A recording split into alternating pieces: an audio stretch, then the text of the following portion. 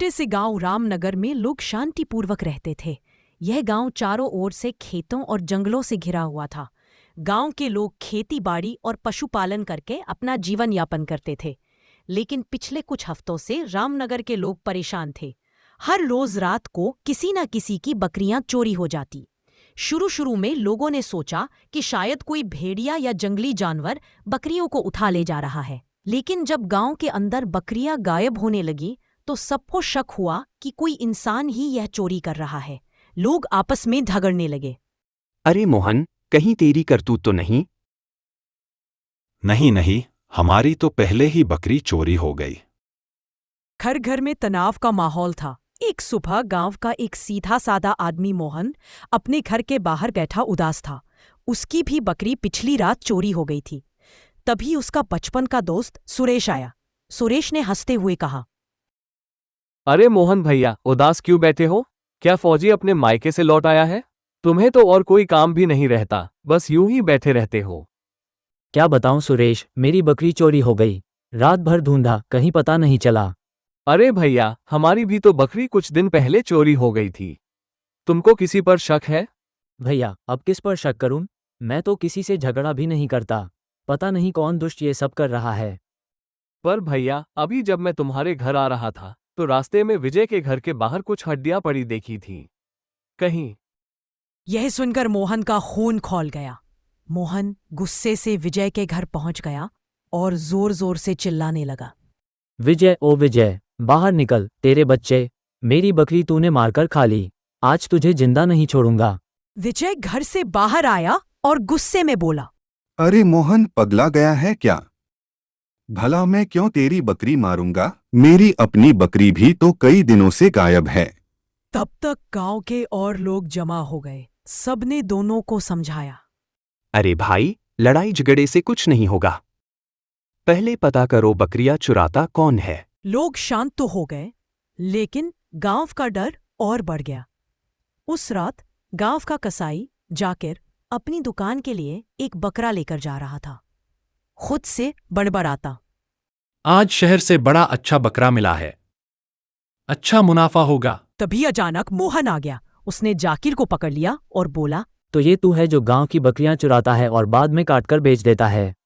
आज पकड़ा गया। नहीं भैया, आप गलत समझ रहे हो। मैं तो बकरियां शहर से खरीद कर लाता हूं, आप मुझे जाने दो। पर मोहन ने उसकी एक न सुनी और जोर से धक्का दिया। जाकिर जमीन पर गिर पड़ा। तभी उसके भीतर से शैतानी शक्ति जाग उठी। उसका चेहरा लाल हो गया, आंखें अंगारों जैसी जलने लगीं। देखते ही देखते जाकिर का शरीर एक भयानक शैतान में बदल गया। मोहन डर गया और गिड़गिड़ाने लगा, मुझे माफ कर दो जाकिर भैया। जो करना है गांव की बकरियों के साथ करो, पर मुझे छोड़ दो। मूर्ख, मैं तो इस शरीर में छुपा शैतान हूं। तूने मुझे जगा दिया है, अब इसका फल तुझे भुगतना होगा। और देखते ही देखते शैतान ने मोहन को मार डाला। अगले दिन गांव वालों को मोहन की सरकती लाश मिली। लोग दहशत में आ गए। हे भगवान, अब तक तो बकरियां चोरी हो रही थीं, अब इंसान भी मारे जाने लगे। अब तो गांव छोड़कर ही भागना पड़ेगा। तभी गांव के सरपंच हरिनाथ सिंह आए और बोले, डरने की बात नहीं है। एक दो घटनाओं से हम पूरा गांव थोड़े छोड़ देंगे। मैं देखता हूं कि सच्चाई क्या है। हरिनाथ सिंह पुलिस चौकी गए। दरोगा ने गांव में 2 सिपाही भेज दिए, वीरेंद्र सिंह और रमेश यादव। रात को दोनों गांव की गश्त कर रहे थे। वीरेंद्र ने कहा, हमारी भी कैसी नौकरी है, अब तो बकरियों की रखवाली करनी पड़ रही है। क्या करें, यही हमारी ड्यूटी है। उसी समय उन्हें जाकिर कसाई दिखा। उन्होंने उसे रोका, पर जाकिर बिना बोले चलता रहा। वीरेंद्र को गुस्सा आ गया और उसने उसे धक्का दे दिया। जाकिर जमीन पर गिरा और फिर से शैतान बन गया। तुम दोनों को मुझे नहीं रोकना चाहिए था। अब कोई तुम्हें नहीं बचा सकता। और उसने दोनों पुलिस वालों को भी मार डाला। अगले दिन जब दोनों की लाशें मिली तो गांव में कोहराम मच गया। गांव के लोग गांव छोड़कर भागने लगे। तब हरिनाथ सिंह ने निश्चय किया कि वह अकेले शैतान से भिड़ेंगे।